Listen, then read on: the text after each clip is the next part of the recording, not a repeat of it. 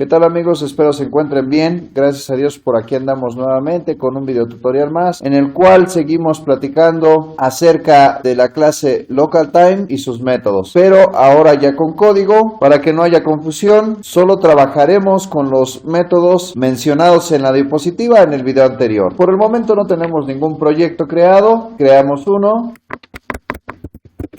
Como va a ser un proyecto relativamente pequeño, una clase nos funciona bien, ya tenemos la clase creada, esta clase tiene su método main y con esto dentro del método main podemos ya agregar el código que necesitaremos para trabajar con algunos métodos de la clase LocalTime. Eliminamos esta línea, comentamos el nombre del primer método que estaremos viendo de la clase LocalTime y es Now. ¿Qué sucede con este método? Este método es un método estático, nos devuelve un LocalTime y obtiene la hora actual del reloj del sistema en la zona horaria predeterminada. Como es un método estático, tenemos que utilizar el nombre de la clase para poder invocar este método.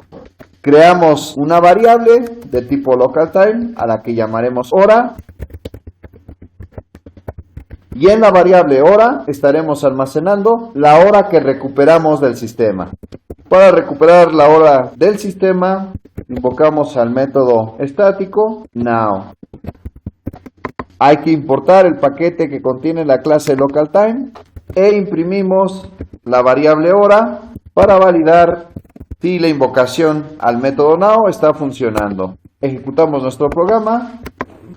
Tenemos ya la salida en consola, este es el valor que nos ha arrojado al invocar al método Now y sí corresponde con la hora del sistema, sin embargo han transcurrido algunos minutos, algunos segundos y ya no la podríamos comparar con la hora que se está imprimiendo actualmente en mi equipo. Pero el método funciona bien, lo pueden testear y compararlo con la hora que se muestra en el equipo.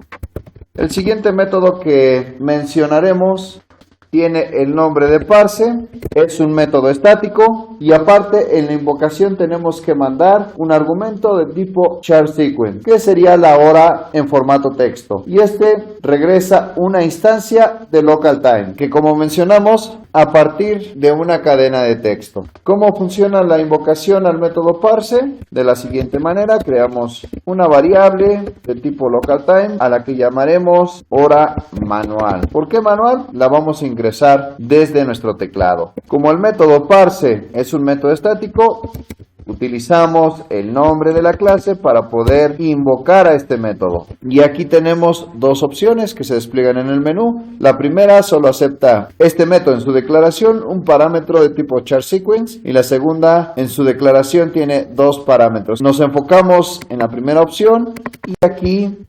especificamos una hora. Esta hora la podemos recuperar desde nuestro teclado utilizando la clase scanner, una ventana de diálogo. Para una ventana de diálogo utilizamos los métodos de la clase JobOptionPane o desde cualquier otro lugar. Por el momento agregamos una hora determinada con hardcode, asumiendo que esta hora la estamos recuperando ya sea desde el teclado, de una ventana de diálogo, de una base de datos, etcétera. Ya especificamos la hora, ahora el minuto, los segundos y por último los milisegundos.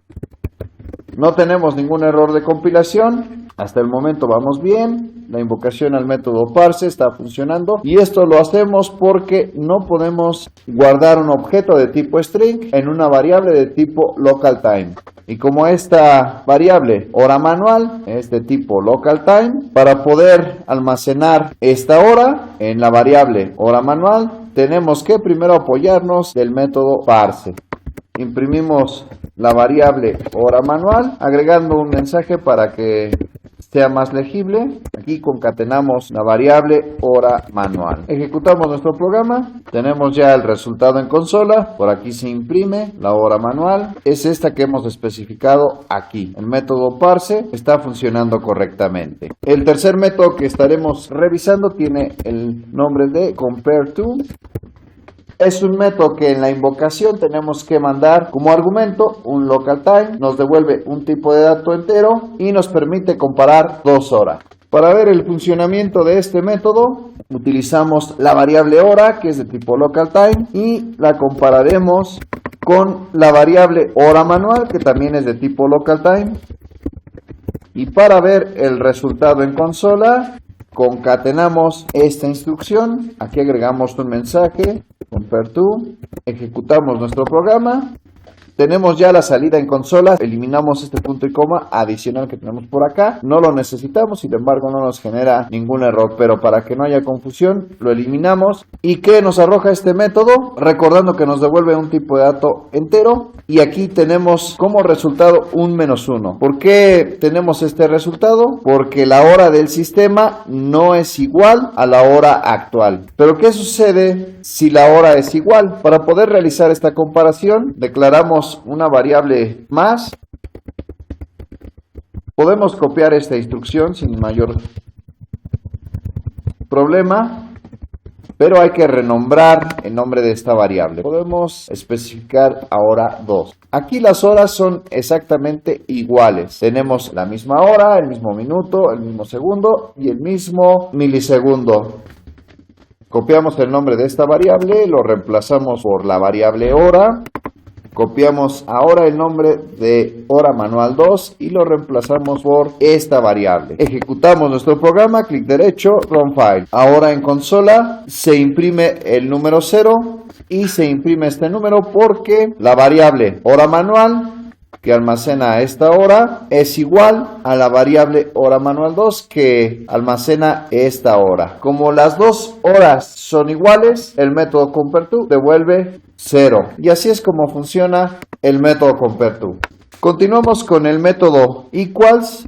Este método nos devuelve un tipo booleano. En la invocación tenemos que pasar un objeto y este nos sirve para comparar dos horas. A diferencia de compareTo, el método equals nos devuelve true o false. True si las horas comparadas son iguales y false si las horas comparadas son diferentes. Para ejemplificar el uso de este método, copiamos esta instrucción, la pegamos abajo, cambiamos el mensaje y la invocación del método. Anteriormente invocábamos el método compareTo, ahora invocaremos el método equals. Aquí como objeto estamos mandando la variable hora manual 2 que es de tipo local time. Ejecutamos nuestro programa.